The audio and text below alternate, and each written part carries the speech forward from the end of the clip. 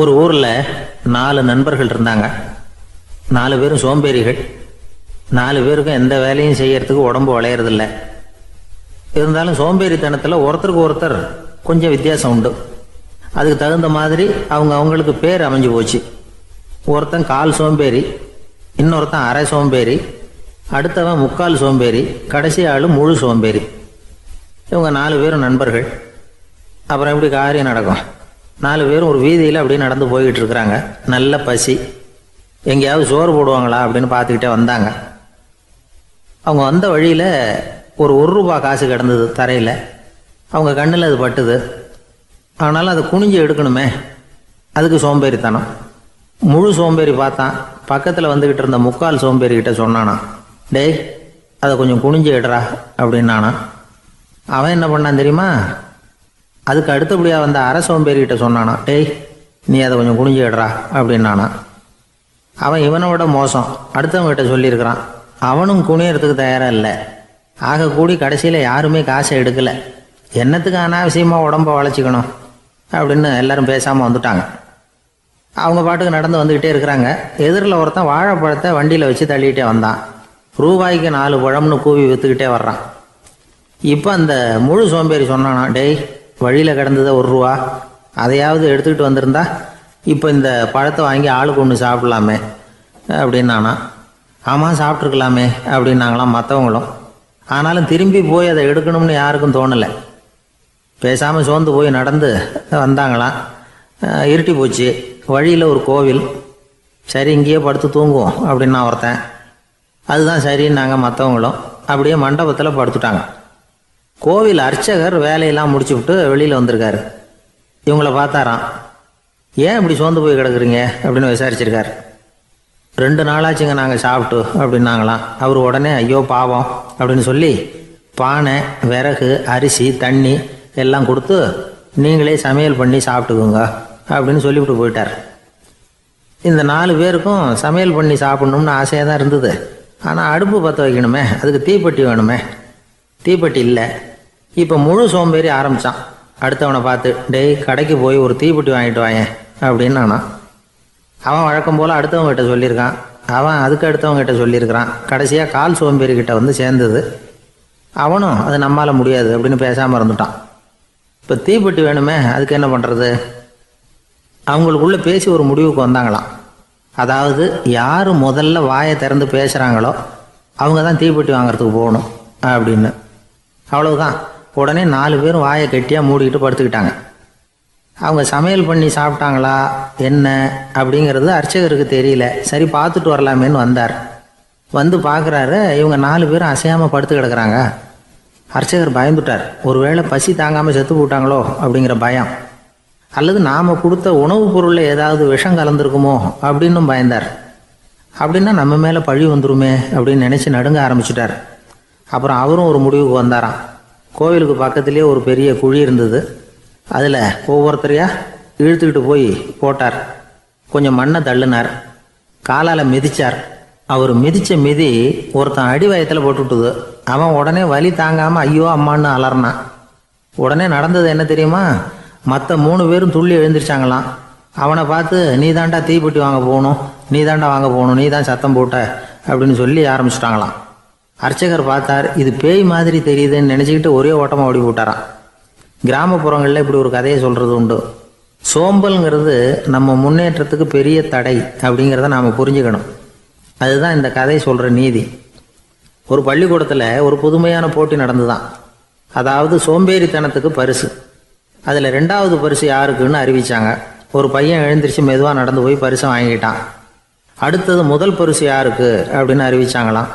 அவன் கடைசி வரிசையிலேருந்து கத்தனானா, ஐயா அதையும் அந்த பையன் மூலமாகவே கொடுத்து அனுப்பி வச்சுருங்க, இங்கே வந்தது நான் வாங்கிக்கிறேன் அப்படின்னானா.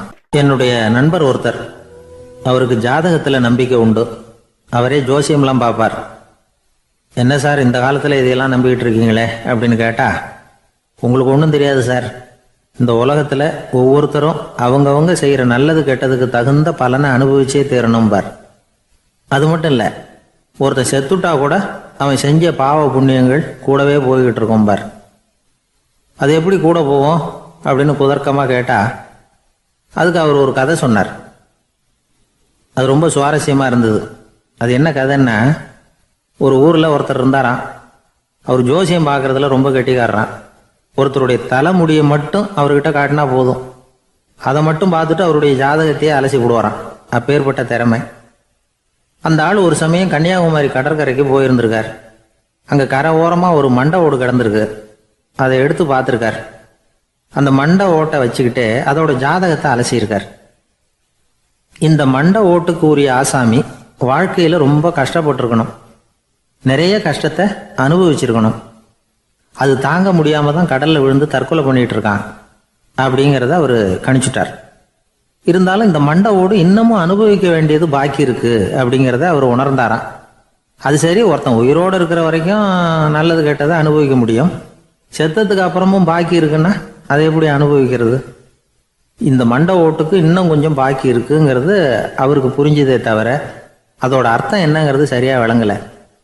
சரி, இதை இன்னும் கொஞ்சம் விவரமாக ஆராய்ச்சி பண்ணுவோம் அப்படின்னு நினச்சிக்கிட்டு அதை தன்னுடைய வீட்டுக்கு எடுத்துகிட்டு போயிட்டார். அந்த மண்டை ஓட்டை ஒரு பெட்டியில் வச்சு பூட்டினார். தன்னுடைய தனி அறையில் அதை பத்திரமா வச்சுக்கிட்டார். தினமும் ராத்திரி ஆனதும் தன்னுடைய மனைவியை பார்த்து, நீ போய் பூஜை அறையில் தனியாக படுத்துக்க அப்படின்னு சொல்லிவிட்டு தினம் ராத்திரி 12 மணிக்கு பெட்டியை திறந்து அவர் பார்ப்பார். மண்டை ஓடு அப்படியே இருந்தது தவிர இன்னும் கொஞ்சம் பாக்கி இருக்குங்கிறதுக்கு அர்த்தம் அவருக்கு விளங்கலை. அந்த மண்டை ஓட்டுக்கு இன்னும் என்ன பாக்கி இருக்க போகுது? எப்படியோ ஒரு 10 நாள் போச்சு. அந்த வீட்டம்மாவுக்கு சந்தேகம் வந்துட்டுது. நம்ம வீட்டுக்காரரு நம்மளை தனியாக ஏன் தூங்க சொல்கிறார் அப்படிங்கிற சந்தேகம். உடனே பக்கத்து வீட்டு அம்மா கிட்ட விஷயத்தை சொல்லியிருக்கிறாங்க. அந்த அம்மா உடனே, நீ கவலைப்படாத, நான் கண்டுபிடிச்சி சொல்கிறேன் அப்படின்னு சொல்லிவிட்டாங்களாம். அன்னைக்கு ராத்திரியே ஜன்னல் வழியாக எட்டி பார்த்துருக்குறாங்க. இந்த ஆள் மண்டை ஓட்டை கையில் வச்சுக்கிட்டு அது திருப்பி திருப்பி பார்த்துக்கிட்டு இருக்கிறான். அதை பார்த்துட்டாங்க. மறுநாள் காலையில் அவரோட மனைவியை பார்த்தாங்க. ஏம்மா, உன் வீட்டுக்காரருக்கு நீ முதல் மனைவியா 2வது மனைவியா அப்படின்னு கேட்டாங்களாம். எனக்கு தெரிஞ்ச வரைக்கும் நான் ஒருத்தி தான் அவருடைய மனைவி அப்படின்னாங்களாம் அவங்க. அப்படி இல்லை, நீ அவருக்கு 2வது மனைவி. முதல் மனைவியின் மண்டை ஓட்டை தான் அவர் தினமும் ராத்திரியில் எடுத்து பார்த்துக்கிட்டு இருக்கிறார் அப்படின்னாங்க அடுத்த வீட்டு அம்மா. அப்படியா விஷயம் அப்படின்னு சொல்லிவிட்டு கணவன் வீட்டில் இல்லாத நேரமாக பார்த்து அந்த மண்டை ஓட்டை எடுத்து கொண்டாந்து ஒரு உரலில் போட்டு உலக்கையால் குத்தி நொறுக்க ஆரம்பிச்சிட்டாங்க. வெளியில் போயிருந்த அந்த ஆள் அப்போ தான் உள்ளே நுழைஞ்சார். மண்டை ஓடு உலக்கை கிட்ட குத்து வாங்கிக்கிட்டு இருக்கு. அது அனுபவிக்க வேண்டியது இன்னும் கொஞ்சம் பாக்கி இருக்குங்கிறதுக்கு அர்த்தம் எனக்கு இப்போ தான் புரிஞ்சுது அப்படின்னாராம் அவர். இந்த கதையிலேருந்து நாம் இன்னொரு நீதியையும் புரிஞ்சுக்கணும். அதாவது நம்ம வீட்டை பற்றி நமக்கு புரியாததெல்லாம் அடுத்த வீட்டுக்கு. ஒரு ஊரில் ஒரு ஆள் இருந்தான். நிறைய பணம் சேர்த்தான். அவனுக்கு சம்பாதிக்க தெரியுமே தவிர செலவு பண்ண தெரியாது. மகா கஞ்சன். காசை கையில் எடுக்கவே மாட்டான். எடுத்தால் செலவு செய்ய வேண்டியிருக்குமே. அதனால் இப்படியே அவன் காலத்தை ஓட்டி விட்டான். வயசாயிட்டுது. அவனுடைய மனைவி ஒரு நாள் கேட்டாங்க, இவ்வளவு நாளாக நீங்கள் என்னை எங்கேயுமே அழைச்சிட்டு போனதில்லை, இப்போவாவது அழைச்சிட்டு போகக்கூடாதா அப்படின்னாங்க. எங்கே போகணும் சொல்லுன்னா. காசிக்கு போகணும், கங்கையில் குளிக்கணும்னாங்க. இவன் பார்த்தான், இதுக்கு ஏன் அவ்வளவு தூரம் செலவு பண்ணிட்டு போகணும், நம்ம ஊர் ஆற்றுலேயே குளிக்கலாமே, இதுவும் புண்ணிய நதி தான், இங்கே குளிச்சா அங்கே குளிச்ச பலன் கிடைச்சிரும் அப்படின்னா. சரின்னு 2 பேரும் ஆத்தங்கரைக்கு போனாங்க. அன்னைக்கு ஏதோ விசேஷம், நிறைய கூட்டம், நிறைய பேர் குளிச்சுக்கிட்டு இருக்கிறாங்க. கரையில் சில புரோகிதர்கள் நின்றுக்கிட்டு இருக்கிறாங்க. குளிக்கிறதுக்கு முந்தி அவங்கக்கிட்ட உட்காந்தா ஏதோ மந்திரம்லாம் சொல்லுவாங்க, கொஞ்சம் காசு கொடுக்க வேண்டியிருக்கும். அதனால் இவன் என்ன பண்ணான், ஆத்தங்கரையிலேயே கொஞ்சம் தூரம் போனான். ஊரை விட்டு தள்ளி வந்துட்டான். அங்கே யாருமே இல்லை. அப்பாடான்னு சந்தோஷப்பட்டான். குளிக்கலாம்னு புறப்பட்டான். இந்த நேரம் கடவுள் பார்த்தார், இந்த கஞ்சனுக்கு ஏதாவது புத்தி போகட்டணும் அப்படின்னு நினைச்சார். உடனே ஒரு புரோகிதர் மாதிரி உருவத்தை மாற்றிக்கிட்டு அந்த ஆள் முன்னாடி வந்து நின்னார். அவனுக்கு அதிர்ச்சி. இங்கே யாருமே இருக்க மாட்டாங்கன்னு நினச்சா இங்கேயுமே ஒரு ஆள் வந்துட்டாரு, என்ன பண்ணுறதுன்னு யோசனை பண்ணான். புரோகிதர் உருவத்தில் இருந்த கடவுள் சொன்னார், இதை பாருங்க, இன்னைக்கு விசேஷ நாள், நீராடுறதுக்கு முன்னாடி சுயகல்பம் பண்ணிக்கிறது ரொம்ப நல்லது அப்படின்னார். என்கிட்ட பணம் எதுவும் இல்லையேன்னா. பரவாயில்ல, அப்புறமா கொடுங்க, வாங்கிக்கிறேன். ஆனால் ஒன்று, எவ்வளவு கொடுப்பீங்கிறத மட்டும் இப்போவே சொல்லி கொடுங்க அப்படின்னார். இவன் ரொம்ப யோசனை பண்ணான். ஒரு 10 பைசா தரேன் அப்படின்னா. சரின்னு ஒத்துக்கிட்டு எல்லா கிரியைகளையும் அவர் செஞ்சார். அதுக்கப்புறம் கணவனும் மனைவியும் ஆற்றுல குளிச்சாங்க. அவர் போயிட்டார். கொஞ்ச நாள் கழித்து அவன் வீட்டுக்கு வந்தார் கடனை வசூல் பண்ணுறதுக்கு. வாசலில் நின்றுக்கிட்டு இருந்த அவன் மனைவி இவரை பார்த்ததும் தயங்க ஆரம்பித்தாங்க. அந்த அம்மா கிட்ட விஷயத்த சொன்னார். அந்த அம்மா ஓடி போய் உள்ளே இருக்கிற தன்னுடைய கணவர்கிட்ட சொன்னாங்க. அவன் யோசனை பண்ணான், இப்போ வெளியில் போனால் அவனுக்கு 10 காசு கொடுக்க வேண்டியிருக்கும், அதனால் எனக்கு காய்ச்சல்னு அந்த ஆளுகிட்ட சொல்லிவிடு, இன்னொரு சந்தர்ப்பத்தில் என்னை வந்து பார்க்க சொல்லு அப்படின்னா. அந்த அம்மா போய் சொன்னாங்க. அப்படிங்களா, அப்படின்னா அவரை நான் உடனே போய் பார்க்கணுமே அப்படின்னு உள்ள நுழைய ஆரம்பித்தார். அவங்க மறுபடியும் இருங்க தான் வரேன்னு சொல்லிவிட்டு உள்ள ஓடி விஷயத்த சொன்னாங்க. இது எதுடா வம்பா போச்சு அப்படின்னு பார்த்தான். மனைவியை கிட்டத்தில் கூப்பிட்டான். இந்த பாரு, ஜன்னி கண்டு நான் இறந்து போயிட்டதா சொல்லிவிடு அப்படின்னா சொன்னாங்க. புரோகிதர் பார்த்தார். அப்படின்னா ஒரு வழியாக இருந்து அவருடைய இறுதி சடங்குகளையும் நானே முடிச்சுட்டு போயிடுறேன் அப்படின்னார். உள்ளே இருந்தவன் யோசனை பண்ணான், அந்த ஆள் என்னை விடமாட்டான் போல இருக்கு, அதனால் ஒரு சவப்பெட்டியில் என்னை வச்சு தூக்கிக்கிட்டு மயானத்துக்கு போங்க பார்த்துக்கலாம் அப்படின்னா. புரோகிதரும் விடுற மாதிரி இல்லை, கூடவே நடந்து போயிட்டு இருக்கிறார். அங்கே இறக்கி சடங்குகளை முடிச்சுட்டு தீ வைக்கிற நேரம் பொட்டிக்குள்ளே இருந்த நம்ம ஆள் அலறி அடிச்சுட்டு வெளியில் ஓடி வந்தான். புரோகிதர் உருவத்தில் இருந்த கடவுள் சிரிச்சார், தன்னுடைய சுய உருவத்தை காட்டினார். அதுக்கப்புறம் அவனை கூப்பிட்டு, இதை பாருப்பா, ஏன் இப்படி அல்லாடுற, ஏதாவது வர வேணும்னா கேள் தரேன் அப்படின்னார். அவன் யோசனை பண்ணான். பகவானே, ஒரே ஒரு வரம் தான் உங்ககிட்ட கேட்கணும்னா.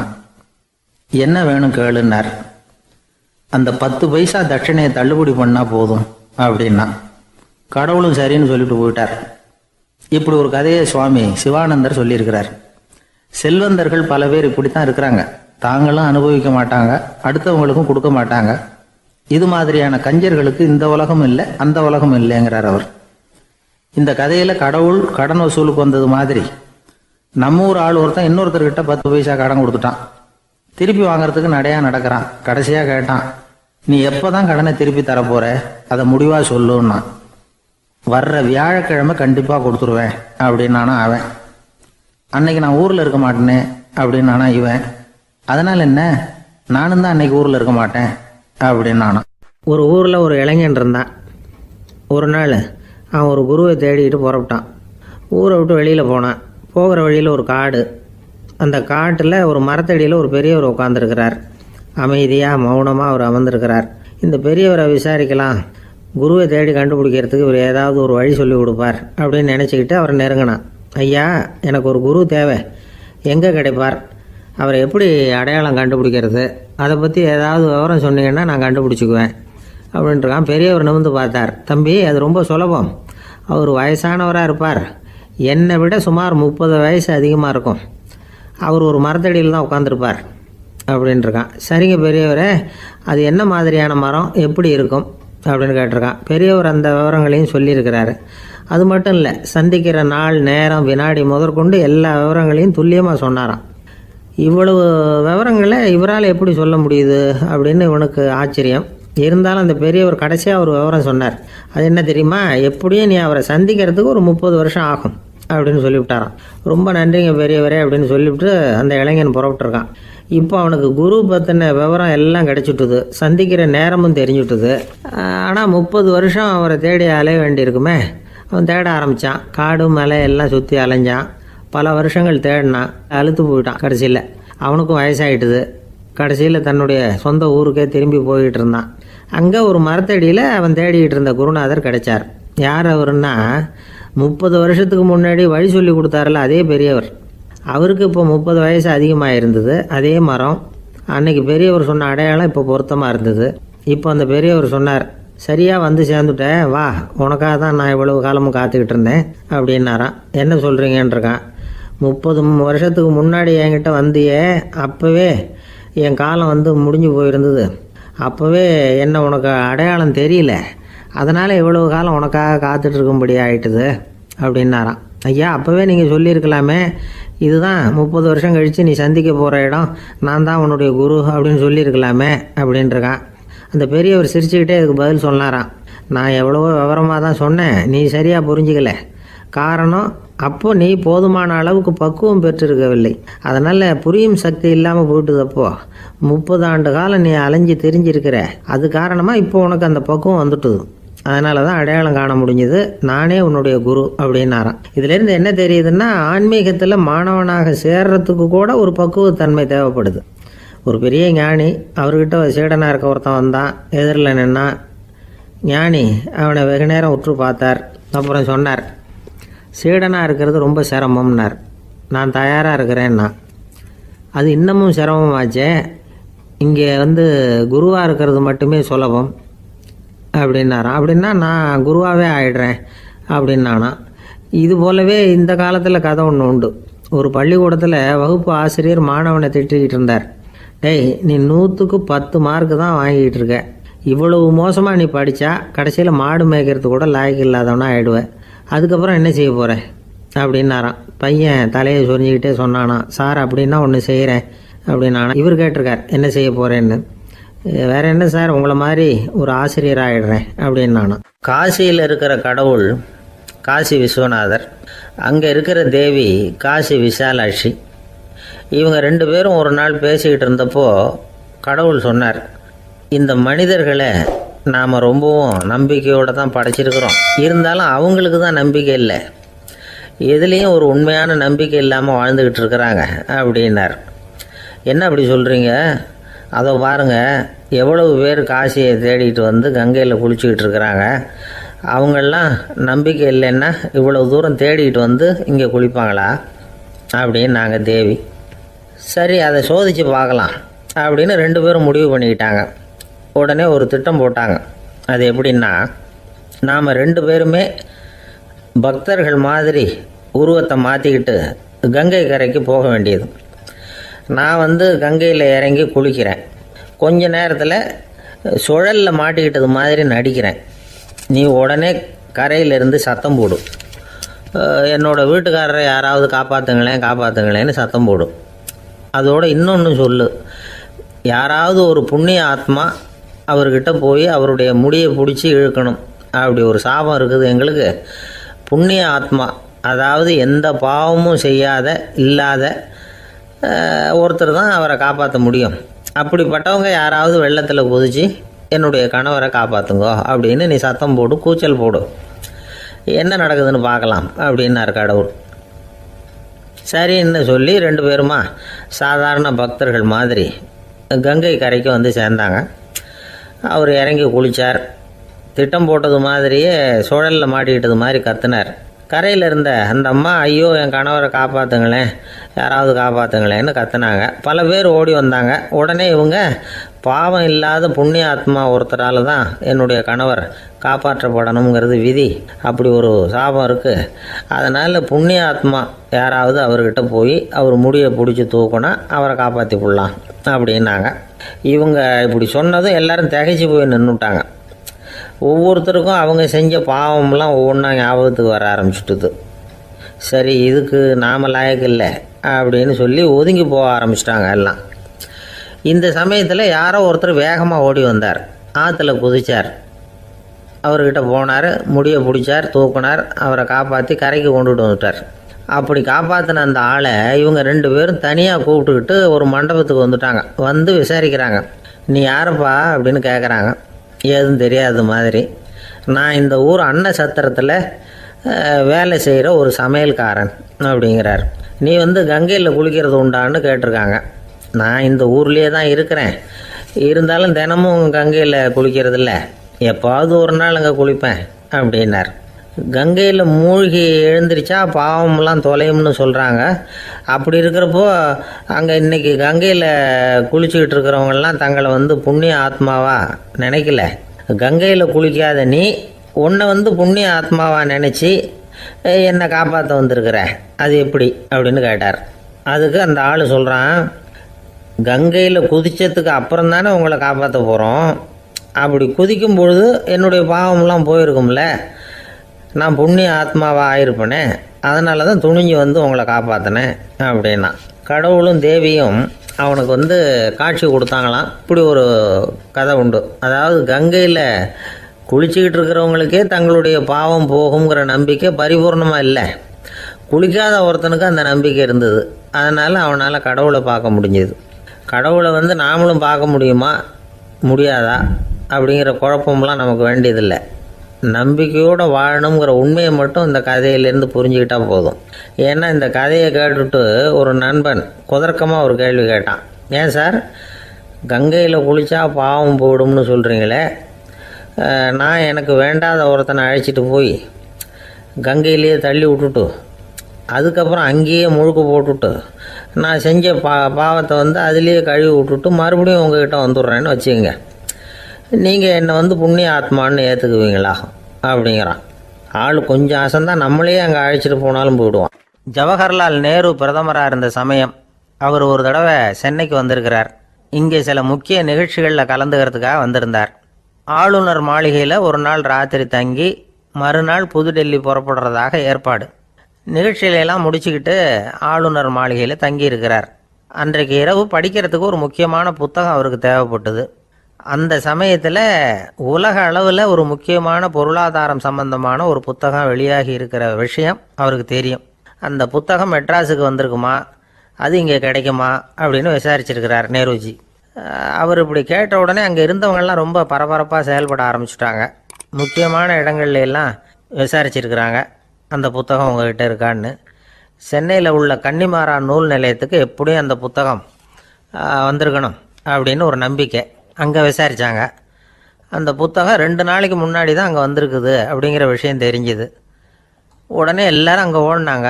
அவங்களுக்கு இன்னொரு சந்தேகம், புத்தகம் வந்திருக்கு சரி, அது இந்த சமயத்தில் வேறு யாரும் படிக்கிறதுக்கு எடுத்துகிட்டு போயிருக்கக்கூடாதே அப்படிங்கிற சந்தேகம் இருந்தாலும் மனசுக்குள்ளே ஒரு தைரியம். இப்படி ஒரு புத்தகம் வெளிவந்திருக்கிற விஷயமே நேருஜி சொல்லி தான் நமக்கே தெரியும். அதுவும் இல்லாமல் உலக பொருளாதாரம் சம்பந்தமான ஏதோ ஒரு புத்தகம் அது. அதை போய் இந்த நேரத்தில் அவ்வளவு ஆர்வமாக யார் எடுத்துகிட்டு போயிட போகிறாங்க அப்படிங்கிற தைரியம். இந்த தைரியத்தோடு அந்த நூல் நிலையத்துக்கு ஓடினாங்க. புத்தகத்தை தேடினா அது கிடைக்கல, யாரோ எடுத்துகிட்டு போயிருக்கிறாங்க. நேருவுக்கு மட்டுமே தெரிஞ்சிருந்த அந்த புத்தகம் பற்றின விஷயம் சென்னையில் வேற ஒருத்தருக்கும் தெரிஞ்சிருக்குது. உடனே எல்லாரும் பரபரப்பாக அதுக்குன்னு இருக்கிற ரிஜிஸ்டர் இருக்குல்ல, பதிவேடு, அதை புரட்டி பார்க்குறாங்க யார் எடுத்துகிட்டு போகிறாங்கன்னு தெரிஞ்சுக்கிறதுக்காக. எடுத்துகிட்டு போனவங்க அதில் கையெழுத்து போட்டிருப்பாங்கல்ல, அதை பார்த்து யாருன்னு தெரிஞ்சுக்கலாம் அப்படிங்கிறதுக்காக தான் அதை புரட்டுறாங்க. அதோ அந்த புத்தகத்தோட பேர் பக்கத்தில் அதை எடுத்துக்கிட்டு போனவங்க கையெழுத்து உத்து பார்க்குறாங்க எல்லாரும். அதில் போட்டிருக்குது பேர் CN அண்ணாதுரை அப்படின்னு எழுதியிருந்தது. அவர் தான் பேரறிஞர் அண்ணா. நேரு படிக்க விரும்பின ஒரு புத்தகத்தை அதே நேரம் படிக்க விரும்பின இன்னொரு தலைவர் இவர். படிக்கிறதுல அவருக்கு இருந்த ஆர்வத்தை நாம் தெரிஞ்சுக்கணும்னா அதுக்கு எவ்வளவோ சம்பவங்கள் இருக்குது. கடைசி காலத்தில் அவர் அடையாறு மருத்துவமனையில் படுத்திருக்கிறார். அவருக்கு ஒரு முக்கியமான அறுவை சிகிச்சை செய்ய வேண்டியிருக்குது அவசரமாக. அமெரிக்காவிலேருந்து டாக்டர் மில்லர் வந்திருக்கிறார். அவர்கிட்ட கேட்குறார், டாக்டர் நாளைக்கே அறுவை சிகிச்சை செய்ய போகிறீங்களா அப்படின்னு. ஆமாங்கிறார் டாக்டர் மில்லர். நாளைக்கு மறுநாள் செஞ்சுக்கிறேனே அப்படின்னாரான் அண்ணா. ஏன் ஏதாவது நாள் பார்க்குறீங்களான்னு கேட்டிருக்கார். இல்லை, ஒரு புத்தகத்தை படிச்சுக்கிட்டு இருக்கிறேன், அதை நாளைக்குள்ளே முடிச்சிருவேன், அதுக்கப்புறம் நான் இறந்தாலும் கவலை இல்லை அப்படின்னாரான் இவர். அவர் தான் அறிஞர் அண்ணா. சங்ககால நூல்கள்லேருந்து சமீபத்தில் வந்த நூல்கள் வரைக்கும் எல்லாம் அவர் படிச்சிருக்கிறார். ஒரு திருமண விழாவில் அவர் பேசும்பொழுது சொன்ன விஷயம் இது. சங்க காலத்தில் காதலியை மணக்க விரும்புகிறவனுக்கு அவனுடைய தந்தை வீர சோதனைகள்லாம் வைப்பார். போய் புலிப்பல் கொண்டுக்கிட்டு வா, அப்போ தான் என் பொண்ணை கொடுப்பேன் அப்படின்னு சொல்லுவார். காதலன் உடனே காட்டுக்கு போவான், ஒரு புலியை கொன்று அதனுடைய பல்லை கொண்டுக்கிட்டு வருவான். அதை வீர பதக்கத்தில் பதிச்சு அவனுக்கு மாமனார் சூட்டுவார் கல்யாண சமயத்தில். இப்போலாம் காதலன் கிட்ட அப்படி சொல்ல முடியாது. இப்போலாம் காதலன் கிட்ட காட்டுக்கு போய் புலிப்பல் கொண்டுக்கிட்டு வான்னு யாராவது சொன்னால் புலி தான் மாப்பிள்ளையாக வந்து சேரும் அப்படின்னார். ஒரு விவசாயி விதைக்கிறதுக்காக வயல்வெளி பக்கம் போகிறார். விதைகளை அள்ளி வீசினார். அப்போ என்ன ஆச்சுன்னா, சில விதைகள் பாதை ஓரத்தில் விழுந்தது, சில விதைகள் முள் செடிகள் மண்டி இருந்த புதருக்கு இடையில் விழுந்தது, சில விதைகள் நல்ல நிலத்தில் விழுந்தது. பாதை ஓரத்தில் விழுந்த விதை என்ன ஆச்சுன்னா, அதெல்லாம் பறவைகள் கண்ணில் போட்டுவிட்டுது. உடனே உட்காந்து கொத்தி தின்னுட்டு போட்டுது. அதிகமாக மண் இல்லாத பாறை பகுதியில் விழுந்த விதையெல்லாம் லேசாக வேர் விட்டு முளைக்க ஆரம்பிச்சுது. அதுக்கப்புறம் வேர் கீழேயும் ஆழமாக போக முடியல, மேலேயும் சூரிய வெப்பம் அதிகம் தாங்க முடியல, எல்லாம் காஞ்சி கருகி போட்டுது. புதர் பகுதியில் சில விதைகள் விழுந்தது இல்லையா, முள் செடிகள் காடாக மண்டி போயிருந்தது. அதனால் முளைச்சி வர்ற செடிக்கு நெருக்கடி அதிகமாக போட்டுது, சரியாக வளர முடியல, விளைச்சலும் சரியா இல்லை. நல்ல நிலத்தில் விழுந்த விதைகள் மட்டும் நல்லா முளைச்சிது, நல்லா வளர்ந்தது, விளைச்சலும் பிரமாதமாக இருந்தது. இந்த கதையை சொல்லிவிட்டு கேட்க செவியுள்ளோர் கேட்கட்டும் அப்படிங்கிறார் இயேசு பெருமான். ஆமாம், இயேசு கடலில் நின்ற படகு ஒன்றில் உட்காந்துருக்கிறார். கடற்கரையில் ஏராளமான மக்கள் உட்காந்துருக்கிறாங்க. அந்த சமயத்தில் தான் இயேசு ஓமைகள் மூலமாக மக்களுக்கு பல உண்மைகளை சொல்லிகிட்டு இருக்கிறார். மக்கள் அந்த கதையை கேட்டுட்டு ஒன்றும் புரியாமல் முழிக்கிறாங்க. அதை கவனித்த இயேசு அந்த ஓமையை விளக்க ஆரம்பித்தார். இதில் அந்த விதைக்கிறவர் தான் இறைவன். அவருடைய வார்த்தைகளை விதைக்கிறார். அந்த வார்த்தைகளை கேட்கிற மக்கள் அந்த விழுந்த விதைகள் மாதிரி 4 வகையானவர்கள். சில பேர் பாதை ஓரத்தில் விழுந்த விதைகள் மாதிரி. இறைவன் வார்த்தைகளை அவங்க கேட்குறாங்க, ஆனால் தீய எண்ணங்கள் செய்கைகள் மூலமாக விதைக்கப்பட்ட வார்த்தைகள் அழிஞ்சு போடுது. இறைவன் வார்த்தைகளை கேட்ட உடனே மகிழ்ந்து போய் உடனே சில பேர் அதை ஏற்றுக்கிறாங்க. இவங்கெல்லாம் அந்த பாறை பகுதியில் விழுந்த விதைகள் மாதிரி. அதனால் இவங்கெல்லாம் வேறு இல்லாதவங்க, கொஞ்ச காலத்துக்கு இறை வார்த்தைகளுக்கு கீழ்ப்படிந்து நடப்பாங்க. அதனால் ஏதாவது இடைஞ்சல் ஏற்பட்டால் உடனே தடுமாறுவாங்க. தங்கள்கிட்ட இருக்கிற நல்ல பண்புகளை விட்டுட்டு பாவ வழிகளுக்கு போயிடுவாங்க. முள் செடிகளுக்கு இடையில விழுந்த விதைகள் மாதிரி உள்ளவங்க யாருன்னா, இவங்களுக்கு உலக கவலை உண்டு, செல்வத்தின் மீது மயக்கம் உடையவர்கள். உலக ஆசைகள் இவங்களுக்குள்ளே பூந்துடுறதுனால அங்கே இருக்கிற நல்ல பண்புகள் மறைஞ்சு போயிடுது. அதனால் அவங்களும் உபயோகம் இல்லாதவங்களாக ஆயிடுறாங்க. நல்ல மனிதர்கள் நல்ல நிலத்தில் விழுந்த விதைகளுக்கு ஒப்பானவர்கள். இவங்க இறை வார்த்தையை கேட்குறாங்க, அதை ஏற்றுக்கிறாங்க, அவங்களும் நல்லபடியாக வாழுறாங்க, அடுத்தவங்களுக்கும் உபயோகமாக இருப்பாங்க. இதுதான் இயேசு சொன்ன விளக்கம்.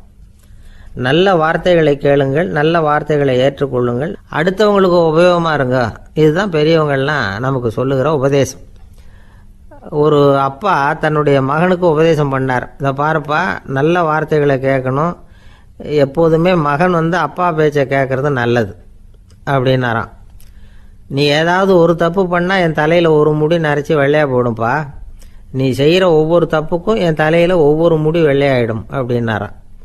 பையன் யோசிச்சான், அப்பா இப்போ தான் எனக்கு புரியுது, தாத்தாவோட தலைமுடி பூராவும் வெள்ளையாக இருக்கிறதுக்கு என்ன காரணம்ங்கிறது எனக்கு இப்போ தான் புரியுது அப்படின்னானா. ஒரு ராஜா இருந்தார். நாடு பூராவும் நிறைய மரங்களை நட்டு வளர்க்கணுங்கிறது அவரோட ஆசை. தானே அதுக்கு முன்மாதிரியாக இருக்கணும்னு நினைச்சார். அரண்மனையை சுற்றி மரங்களை நட்டு வளர்த்தார். இதை பார்த்துட்டு ஜனங்களும் அவங்கவுங்க வீட்டை சுற்றி மரக்கன்றுகளை நட்டு வளர்த்தாங்க. கொஞ்ச காலத்தில் ஊர் பூரா பசுமையாக மாறிச்சு. எல்லாருக்கும் சந்தோஷமாக இருந்தது. இது ஒரு பக்கம் இருக்கட்டும். இப்போ நான் சொல்ல போகிற கதை வேற. அதாவது அந்த ராஜா ஒரு நாள் தன்னுடைய அரண்மனையை சுற்றி இருக்கிற விதவிதமான மரங்களை எல்லாம் போய் பார்த்தார். எப்படி இருக்கிறீங்க அப்படின்னு ஒவ்வொரு மரத்துக்கிட்டையும் விசாரிச்சாராம். எந்த மரமும் சந்தோஷமாக இருக்கிறதா தெரியல. அதுக்கும் மனசில் ஒரு குறை. முதல்ல ஆலமரத்துக்கிட்ட போனார். அது சொல்லிச்சு, மண்ணா நான் நல்லா பெருசாக வளர்ந்துருக்கிறேன், அடர்த்தியாக இருக்கிறேன், கிளையெல்லாம் 4 பக்கமும் நல்லா படர்ந்து தான் இருக்குது, இருந்தாலும் எந்த பிரயோஜனமும் இருக்கிறதா தெரியல எனக்கு. என்னுடைய பழம்லாம் ரொம்ப சின்னதாக இருக்குது, என் கண்ணுக்கு சரியாக புறப்பட மாட்டேங்குது. நான் இருக்கிற சைஸுக்கு என்னுடைய கிளையில் இருக்கிற பழம்லாம் எவ்வளவு பெருசாக இருக்கணும், அது இத்தினூண்டு இருக்கிறது எனக்கு பெரிய அவமானமாக இருக்குது. இப்படி இங்கே நின்றுக்கிட்டு இருக்கிறதே ரொம்ப கூச்சமாக இருக்குது. ஒரு நல்ல புயல் வந்ததுன்னா பேசாமல் சாஞ்சு விடலாமான்னு பார்க்குறேன் அப்படின்னு புலம்புது ஆலமரம். சரி இருக்கட்டும்னு நினச்சிக்கிட்டு ராஜா அடுத்தபடியாக ஒரு அத்தி மரத்துக்கிட்ட போனார். அதுவும் புலம்ப ஆரம்பிச்சுட்டுது. நான் கூட பெரிய மரம் தான், இல்லை இலையெல்லாம் அழகாக தான் இருக்குது, பழம் அழகாக இருக்குது, இருந்தாலும் உள்ள விஷயம் இல்லையே, அத்தி பழத்தை புட்டு பார்த்தா அத்தனையும் சொத்தை அப்படின்னு பழமொழியே உண்டாயிட்டுதே, இப்படி ஒரு கெட்ட பேரோட நான் இருக்கணுமா அப்படின்னு புலம்புது அது. சரி இது இருக்கட்டும் அப்படின்னு சொல்லி அடுத்தபடியாக வேப்ப மரத்துக்கிட்ட போனார். அது தன்னுடைய வேதனையை வெளியிட்டது. எனக்கு எவ்வளவோ மருத்துவ குணங்கள்லாம் இருக்கிறதா சொல்லிக்கிறாங்க, இருந்தாலும் என்ன பிரயோஜனம், என்னுடைய பழத்தை மனிதர்கள் யாரும் விரும்பி சாப்பிட்றது இல்லையே அப்படின்னுது. ராஜா அடுத்தாப்புல இருந்து ஒரு பனை மரத்துக்கிட்ட போனார். நான் நல்லா உயரமாக தான் வளர்ந்துருக்கிறேன், மற்ற மரங்கள்லாம் என்னை அண்ணாந்து தான் பார்க்கணும், இருந்தாலும் என்கிட்ட நிழலுக்காக யாரும் ஒதுங்கிறது இல்லையே அப்படின்னுது. என்ன இது எல்லா மரமும் இப்படி திருப்தி இல்லாமல் இருந்துகிட்டு இருக்குதே அப்படின்னு நினச்சிக்கிட்டே ராஜா அடுத்தபடியாக அங்கே இருந்த ஒரு பைன் மரத்துக்கிட்ட போனார். அழகாக உயரமாக பசுமையாக தான் இருந்தது, ஆனால் பழமோ பூவோ கிடையாது. அதை நினச்சா அது வருத்தப்பட்டுக்கிட்டு இருக்குது. ஓக் மரம் அது ஒன்று நின்றுட்டு இருந்தது. அது என்ன சொல்லிச்சுன்னா, இலையுதிர் காலத்தில் என் மேலே இருக்கிற எல்லா இலைகளும் உதிர்ந்து போடுது, முடி கொட்டின மனிதர்கள் மாதிரி மொட்டையாக நான் நிற்க வேண்டி இருக்குது. என்ன வாழ்க்கை இது அப்படின்னு சொல்லி அழுத்துக்கிட்டது. சரி, புளிய மரம் என்ன சொல்லுது பார்ப்போம்னு அதுகிட்ட போனால், என்னுடைய நிழலில் யாருமே தங்க மாட்டாங்க, உடம்புக்கு சூடுன்னு ஒதுங்கி போயிடுவாங்க. அடிமரத்தை பார்த்தீங்கன்னா பட்டையெல்லாம் உறிஞ்சி பார்க்கறதுக்கே கேவலமாக இருப்பேன் அப்படின்னுது அது. முருங்கை மரம் என்ன சொல்லிச்சு தெரியுமா? என்னுடைய இலை காயெல்லாம் சாப்பிட்றவங்களுக்கு சத்து கொடுக்கறது வாசவம்தான், ஆனால் என் உடம்புல சத்தே கிடையாது. கொஞ்சம் வேகமாக காற்று அடிச்சதுன்னா முறிஞ்சி விழுந்துடுறேன். என்ன வாழ்க்கை இது அப்படின்னு சொல்லி அது வருத்தப்பட்டது.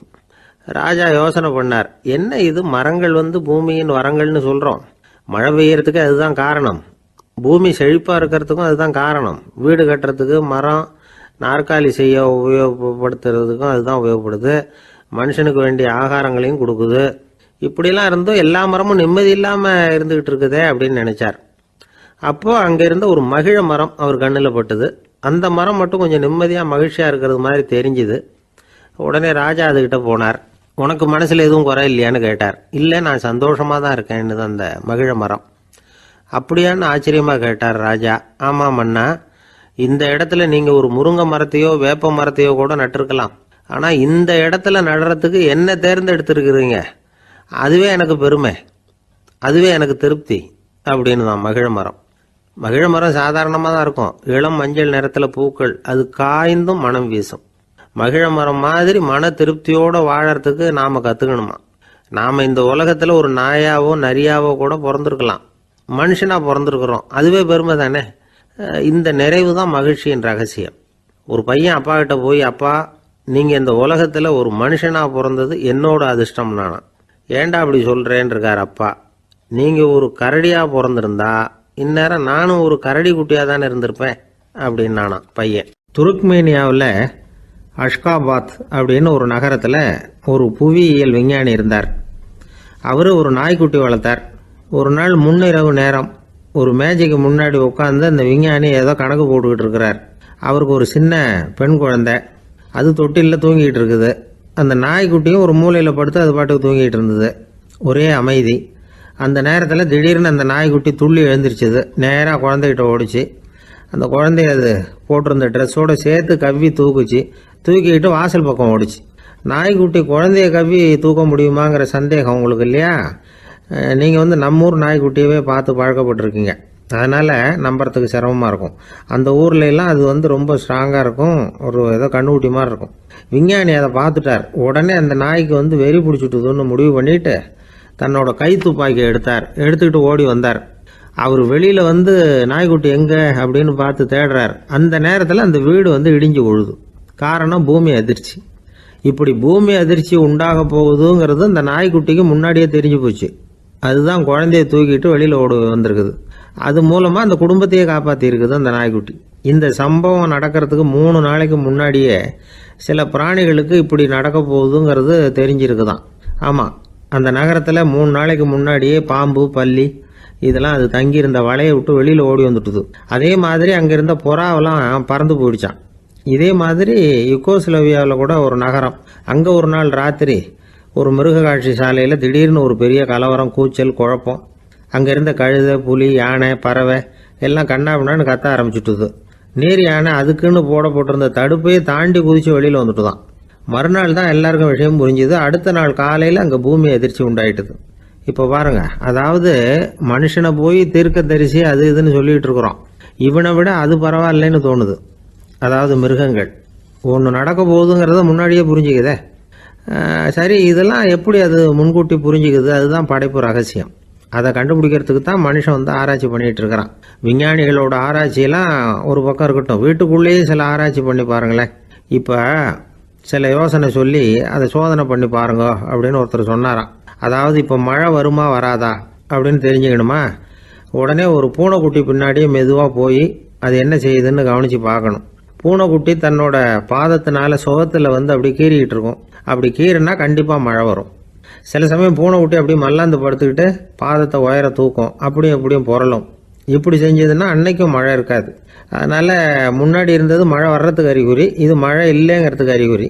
பறவைகள், பிராணிகள் இதுகளோட நடவடிக்கைகளை பார்த்துட்டு அதையெல்லாம் அடிப்படையாக வச்சு தான் காலநிலையை கண்டுபிடிக்கிற கருவிகளை கண்டுபிடிச்சிருக்கிறாங்க.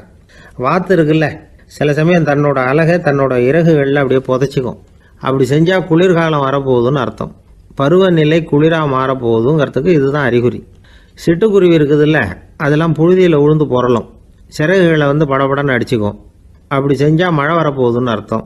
ஒன்று மட்டும் நாம் நல்லா தெரிஞ்சுக்கணும், இயற்கையின் சீற்றம்னு சொல்கிறோம் இல்லையா, இயற்கை ஏன் நம்ம மேலே கோவப்படுது? இயற்கையை நாம் அனுசரித்து போகிறதில்ல, அதனால் கோவப்படுது. காடுகளை அழிக்கப்படாது, விலங்குகளை கொல்லக்கூடாது, இயற்கை ஏற்படுத்தி வச்சிருக்கிற சமநிலையை கெடுக்கக்கூடாது. அதை புரிஞ்சுக்கிட்டு வாழ்ந்தோம்னா பூமியும் நடுங்காது, நாமளும் நடுங்க வேண்டிய அவசியம் இருக்காது. ஒருத்தர் இருந்தார், சாராய கடைக்கு போனாராம், நிறைய சாப்பிட்டார். அப்புறம் சொன்னார், இது ரொம்ப அற்புதமான சரக்கு போல் இருக்குது, உள்ளே போன உடனே இந்த பூமியே நடுங்கிறது மாதிரி இருக்குது எனக்கு அப்படின்னாராம். இதுக்கு கடைக்காரர் சொல்லியிருக்கார், நீங்கள் சாப்பிட்டது வெறும் பச்சை தண்ணி தாங்க, இப்போ ஏற்பட்டிருக்கிறது நிஜம் பூமி அதிர்ச்சி அப்படின்னாராம். பக்தின்னு சொல்கிறோம் இல்லையா, அது 3 வகைப்படும் அப்படிங்கிறார் ஒரு பெரியவர். அது என்ன 3 வகைன்னா, தெய்வ பக்தி, அடியார்கள் பக்தி, குரு பக்தி. அடியார் பக்தியை விட தெய்வ பக்தியை விட குரு பக்தி தான் ரொம்பவும் சிறந்ததுங்கிறார் அவர். தெய்வத்துக்கிட்ட செஞ்ச பாவம் குருநாதர்கிட்ட தீர்ந்துருமா, குருநாதர்கிட்ட செஞ்ச பாவம் தெய்வத்துக்கிட்ட போனாலும் தீராதான். இப்படி பெரியவங்களாம் சொல்லி வச்சிருக்கிறாங்க. ஒரு காடு, அங்கே அயோத தௌமியர் அப்படின்னு ஒரு தபோதனர், அவர் பல மாணவர்களை ஒன்றா சேர்த்து ஒரு குருகுலம் நடத்திக்கிட்டு இருக்கிறார். பல தரப்பட்டவங்க பல திறப்பட்டவங்க மாணவர்கள் அதில் சேர்ந்து படிச்சுக்கிட்டு இருக்கிறாங்க. பாஞ்சால ராஜகுமாரன் ஒருத்தனும் அந்த குருகுலத்தில் சேர்ந்து படிச்சுக்கிட்டு இருக்கிறான். அவன் பேர் ஆருணி, பெரிய இடத்து புள்ள, இருந்தாலும் படுப்பில் ரொம்ப கெட்டிக்காரனாக இருந்தான். அவன் தான் அங்கே முதல் மாணவன். ஒரு நாள் குருநாதர் அந்த அரசகுமாரனை கூப்பிட்டார். நம்ம குருகுலத்துக்கு சொந்தமான வயலில் தண்ணீர் பெருகி வெள்ளம் பயிரை அழிக்குதான், அதனால் நீ போய் மடையை அடைச்சிட்டு வந்துரு அப்படின்னார். அந்த அரசகுமாரன் உடனே புறப்பட்டான். குருநாதர் சொல்லிட்டார்ல, உடனே புறப்பட்டான். நான் பெரிய இடத்து பிள்ளையாச்சே, ராஜகுமாரனாச்சே, ரொம்ப செல்வாக்கூட வளர்ந்தவனாச்சே, நான் போய் வயலில் இறங்கி வேலை செய்கிறதா அப்படின்னுலாம் அவன் நினைக்கல. குருநாதர் கட்டளையை நிறைவேற்ற வேண்டியது நம்ம கடமை அப்படின்னு நினச்சான். உடனே ஒரு மண்வெட்டியை தூக்கி தோளில் வச்சுக்கிட்டு புறப்பட்டு போயிட்டான்.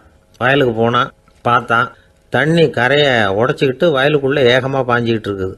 இவன் மண்வெட்டியால் களிமண்ணை புல்லோடு சேர்த்து புல் பத்த மாதிரி வெட்டி வெட்டி போட்டான். இருந்தாலும் மடையை அடைக்க முடியல. தண்ணி அதை மீறி வந்துக்கிட்டே இருக்குது. தண்ணி வேகமாக வயலுக்குள்ளே போய்கிட்டே இருக்குது. போடுற பத்தையெல்லாம் கரைஞ்சி கரைஞ்சி போயிட்டுருக்கு. இருந்தாலும் இவன் தன்னுடைய முயற்சியை கைவிடலை, வெட்டி வெட்டி போட்டுக்கிட்டே இருக்கிறான். காலையில் அங்கே போனவன் சாயந்தரம் வரைக்கும் இப்படி செஞ்சுக்கிட்டு இருக்கிறான். உடம்பும் மனசும் ரொம்பவும் சோர்ந்து போச்சு. இருந்தாலும் குருநாதர் இட்ட கட்டளையை நிறைவேற்றாமல் இருக்கிறோமேங்கிற ஒரு குறை அவனுக்கு இருக்குது. குரு கட்டளையை நிறைவேற்றாத நான் இன்னமும் இருக்கணுமா அப்படின்னு யோசனை பண்ண ஆரம்பிச்சிட்டான். என்ன செய்யலாம்னு பார்த்தான். நம்ம குருநாதர் இட்ட பணிக்காக இந்த உடம்பையே தியாகம் பண்ணலாம் அப்படின்னு முடிவு பண்ணான். தண்ணி பாயுதில்ல, அதுக்கு குறுக்க விழுந்து அப்படியே மடையை அடைச்சிக்கிட்டு அப்படியே படுத்துட்டான். இது மற்றவங்களுக்கு தெரியாது. அன்னைக்கு ராத்திரி ஒரு விளக்கு முன்னாடி உட்காந்து குருநாதர் பிள்ளைங்களுக்கு பாடம் சொல்லி கொடுத்துக்கிட்டு இருக்கிறார். வரிசையில் இருக்கக்கூடிய ராஜகுமாரனை காணலை. நம்ம ஆருணி எங்கே போனா அப்படின்னு சொல்லி மற்ற மாணவர்களை விசாரித்தார். இப்போ அவங்க சொன்னாங்க, சுவாமி, அவன் காலையில் வயலுக்கு மடையை அடைக்கிறதுக்காக போனான், நீங்கள் தான் போக சொன்னீங்க, இன்னும் திரும்பி வரல அப்படின்னு அவர் பையன். குருநாதர் உடனே ஒரு தீவெட்டி எடுத்துக்கிட்டு மாணவர்களை அழைச்சிக்கிட்டு வயலுக்கு போனார். அங்கே போய் பார்த்தா ஆளை காணும். ஆருணி ஆருணின்னு சொல்லி சத்தம் போட்டு கூப்பிட்டு பார்க்குறார். நான் இங்கே இருக்கேன் குருநாதா அப்படின்னு காலுக்கு அடியிலேருந்து ஒரு சத்தம் வருது. குனிஞ்சு பார்த்தா அவன் மடையில் படுத்துருக்கிறான். என்னப்பா இதுன்னார். காலையிலேருந்து இந்த மடையை அடைச்சி பார்த்தேன் சுவாமி, முடியல, அதனால் இப்படி குறுக்க படுத்துட்டேன்.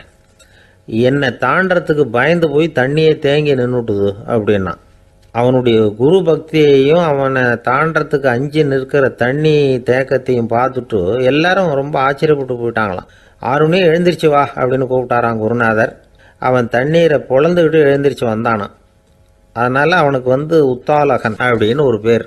உத்தாலகன்னா தண்ணீரை பிளந்தவன் அர்த்தம். அந்த உத்தாலகன் மாதிரி இந்த காலத்து மாணவர்களுக்கும் குரு பக்தி வேணும் அப்படின்னு சொன்னோம் ஒரு பள்ளிக்கூடத்தில். உடனே நிறைய மாணவர்கள் எழுந்திரிச்சு நின்னாங்க. சார், நீங்கள் எங்களை இன்னமும் சரியாக புரிஞ்சுக்கலன்னு நினைக்கிறோம். அன்னைக்காவது ஒருத்தன் அப்படி இருந்தான், இன்னைக்கு ஏகப்பட்ட உத்தாலகர்கள் இருக்கிறோம். எங்கள் வாத்தியார் கட்டளை இட்டால் இப்போவே அது மாதிரி வயலுக்கு போய் மடையில் குறுக்கப்படுத்துக்கிறதுக்கு இந்த வகுப்பில் உள்ள அத்தனை பேரும் தயாராக இருக்கிறோம் அப்படின்னாங்க. அப்படியா அப்படின்னு சொல்லி கேட்டோம் ரொம்ப சந்தோஷமாக. ஒருத்தன் ரொம்ப அடக்கமாக எழுந்திரிச்சான். அப்புறம் சொன்னான், ஆமாம் சார், வகுப்பில் இவர் நடத்துகிற பாடத்தை கேட்டுக்கிட்டு இருக்கிறத விட பேசாமல் போய் மடையில் படுத்துடுறது ஒன்றும் கஷ்டமான காரியமாக இருக்காது. அதனால தான் எல்லாரும் அங்கே போகிறேன்னு சொல்கிறோம் அப்படிங்கிறான். ஐயா, உங்கள் பேரை தொடர்ந்து தினம் கேட்டுக்கிட்டு இருக்கிறேன் அப்படின்னார் ஒருத்தர்.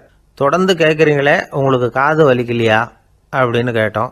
பேசுகிற உங்களுக்கே வாய் வலிக்கல அப்படிங்கிறப்போ கேட்குற எங்களுக்கு எப்படி காது வலிக்கும் அப்படின்னார்.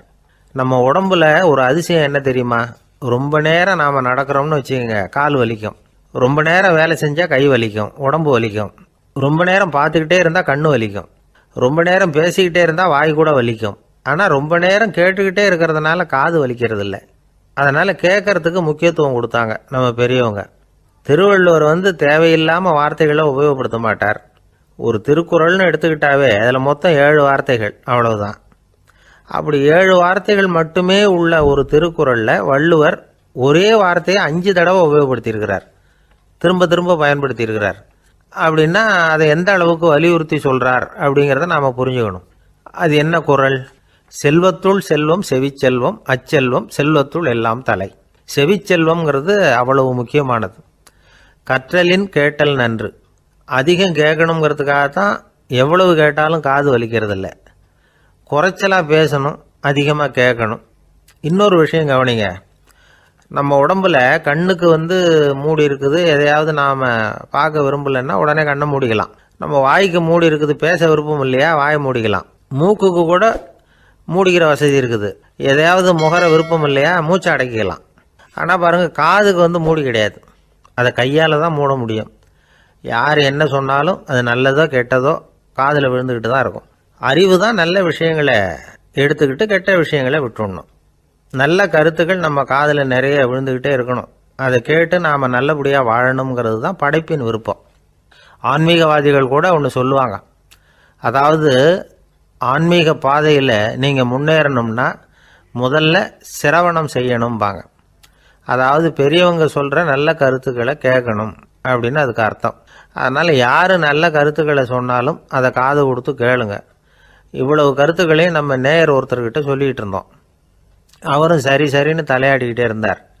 அப்புறம் சொன்னார், நீங்கள் சொல்கிறது சரிதான் சார், காதுக்கு மூடி இல்லைங்கிறது ரொம்ப சரி. அதனால தான் உங்கள் தகவல் கூட நாங்கள் விரும்புகிறோமோ இல்லையோ தினம் காதில் விழுந்துக்கிட்டு இருக்குது அப்படின்னார். எங்களுக்கு ரொம்ப பெருமையாக இருந்தது. அப்படியா அப்படின்னோம். ஆனாலும் என்ன மாதிரி சில பேர் நீங்கள் தகவல் சொல்கிற சமயத்தில் காதில் மூடி இல்லையேன்னு சொல்லி கவலைப்படுறதில்ல சார் அப்படின்னார். ஏன்னு கேட்டோம். காதை மூடுறதுக்கு தானே வசதி இல்லை, ரேடியோவை மூடுறதுக்கு வசதி இருக்குதுல்ல, அதனால் டக்குன்னு அதை மூடி வச்சுருவோம் அப்படின்னார். கங்கை கரை தோட்டம் பக்கத்தில் ஒரு ஆசிரமம், அங்கே ஒரு பெரியவர் தங்கியிருக்கிறார். அவர் தான் ராமகிருஷ்ண பரமஹம்சர். அந்த ஆசிரமம் இருந்த இடம் கரக்பூர். வங்காளத்தில் பொதுவாக எல்லாரும் மீன் சாப்பிட்றது உண்டு. கங்கையில் குளிச்சுட்டு கையில் ஒரு மீனோடு வர்றது வழக்கம். இவர் இருக்கிற இடத்துக்கு கங்கையில் படகு வழியாக வரணும். அப்படி தான் எல்லோரும் வருவாங்க. வர்றவங்களை ஒன்று கூட்டி ஆன்மீக விஷயங்களை பற்றி பேசிக்கிட்டு இருப்பார். ஒவ்வொரு நாள் ஒவ்வொருத்தர் நகரத்துக்கு போகணும், வரும்பொழுது மீன் கொண்டுகிட்டு வரணும். அதுக்கு ஒரு அட்டவணையே உண்டு ஆசிரமத்தில்.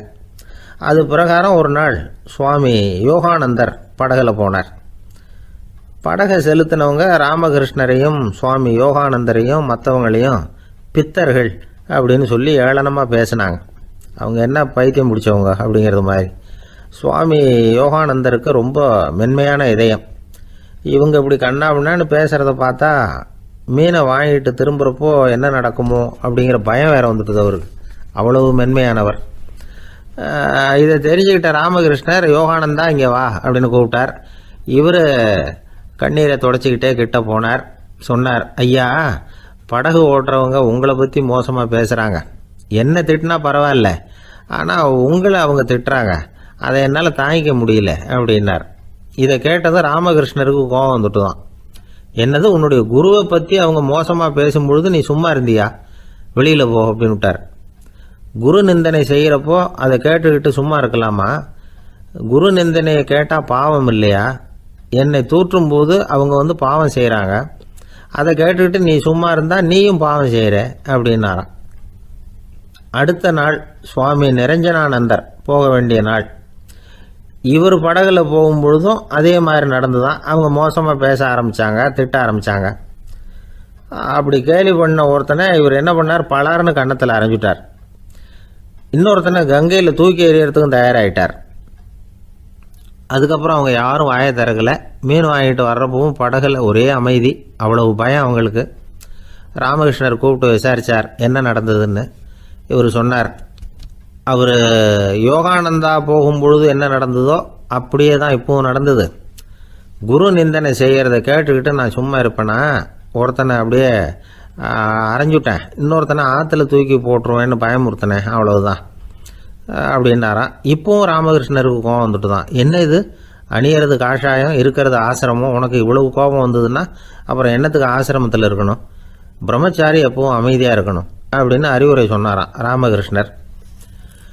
அப்போ இவர் கேட்டாராம், ஏங்க அவருக்கு ஒரு விதமான அறிவுரை சொன்னீங்க, எனக்கு வேற விதமாக அறிவுரை சொல்கிறீங்க, இதில் எது உண்மை அப்படின்னு கேட்டிருக்கார். இதுக்கு ராமகிருஷ்ணர் சொன்ன பதில் என்னென்னா, அட அசடே, சக்கரத்தில் காற்று அதிகமாக இருந்தால் குறைக்கணும், குறைச்சலாக இருந்தால் கூட்டணும். அவன் சாது, அவனுக்கு அதிக உணர்ச்சி தேவை, உனக்கு படபடப்பு அதிகம், உனக்கு பொறுமை தேவை அப்படின்னாராம். இதில் உள்ள கருத்து என்னென்னா, கல்விங்கிறது எப்படின்னா அதை சூழ்நிலைக்கு தகுந்த மாதிரி கற்பிக்கணும். எல்லாருக்கும் ஒரே மாதிரி கற்பிக்கக்கூடாது. கேட்குற ஒரு தகுதி, புரிஞ்சுக்கிற திறமை, இதை பொறுத்து கல்வி அமையணும்.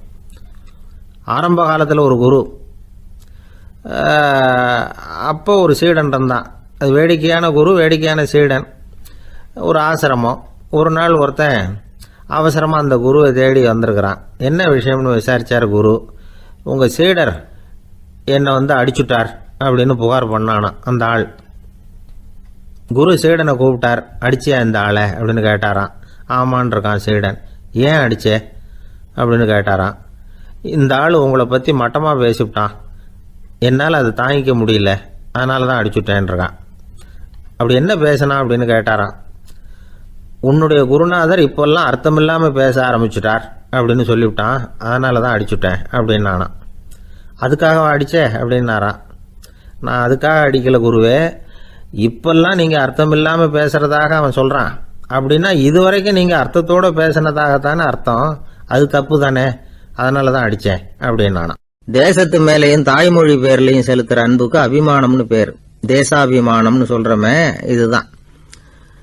ஒரு கணவன் மனைவி பேர்ல காட்டுற அன்புக்கு காதல்னு பேரு, கடவுள் பேர்ல செலுத்துற அன்புக்கு பக்தின்னு பேரு. இப்படி அன்புல பல ரகம் இருக்கிறப்போ அதுல உள்ள வித்தியாசம் தெரியாம இடம் மாத்தி அன்பு காட்டினா இடைஞ்சல் தான். சரி, இந்த அன்பை பத்தி விஞ்ஞானம் என்ன சொல்லுது தெரியுமா? இதயத்தை பாதுகாக்கிறதுக்கு முக்கியமா தேவைப்படுற ஒண்ணு இந்த அன்பு தான் சொல்லுது. நெதர்லாந்து விஞ்ஞானிகள் இதை ஆராய்ச்சி பண்ணியே கண்டுபிடிச்சிருக்கிறாங்க. கொஞ்சம் முயல் குட்டிகளை 2 பிரிவா பிரிச்சாங்க. 2 குரூப்புக்கும் கொழுப்பு அதிகமா உள்ள ஆகாரத்தையே கொடுத்துட்டு வந்தாங்க. ஆனா ஒரு குரூப்புக்கு வெறுமன ஆகாரத்தை கொடுத்ததோட சரி, இன்னொரு குரூப் முயல்களுக்கு ஆகாரம் கொடுத்ததோட நிறுத்திக்கல. அதுக்கு முன்னாடி கூண்டுகளை திறந்து விட்டு முயல்களை கொஞ்ச நேரம் எடுத்து கொஞ்சி விட்டு அதுக்கப்புறமா ஆகாரம் கொடுத்தாராம் ஆராய்ச்சியாளர். இந்த குரூப்புக்கு இதய பாதிப்பு 60% குறைச்சலா இருந்துதான். சில நோயாளிகளுக்கு ஹார்ட் அட்டாக் வந்தாலும் அதை தாங்கிக்கிட்டு குணமாகிற சக்தி அதிகமா இருக்குது. இது எப்படின்னு ஆராய்ச்சி பண்ணி பார்த்துருக்கிறாங்க. அவங்கெல்லாம் மனைவி தன் பேர்ல ரொம்ப அன்பா இருக்கிறதாக நினைக்கிறவங்களா இருக்கிறாங்களாம். இதய நோயாளிகள் பல பேரை சந்திச்சு இதய நோய் ஏற்பட என்ன காரணம்னு கேட்டிருக்கிறாங்க. அவங்க சொன்ன காரணம்லாம் சாப்பாடு சம்பந்தமா இல்லையா, மனைவி அன்பா இல்ல, இப்படிப்பட்ட காரணத்தை தான் சொல்றாங்களாம். அதனால இதயத்தை பாதுகாக்கணும்னு நினைக்கிறவங்க அடுத்தவங்க அன்பா இருக்கிறது மாதிரி பாத்துக்குங்க, அதுதான் முக்கியம். ஒருத்தர் முகம் பூரா பிளாஸ்டரி போட்டுக்கிட்டு வந்தார், ரொம்ப கோபமா. என்னங்க ஆச்சுன்னு விசாரிச்சேன். எல்லாம் உங்களால தான் சார்னார். விவரமா சொல்லுங்களேன். என்ன, உங்க தகவலை கேட்டுட்டு ஒரு பூனைக்குட்டியை கையில எடுத்தேன், அன்பா அதை தடவி கொடுக்கறதுக்காக.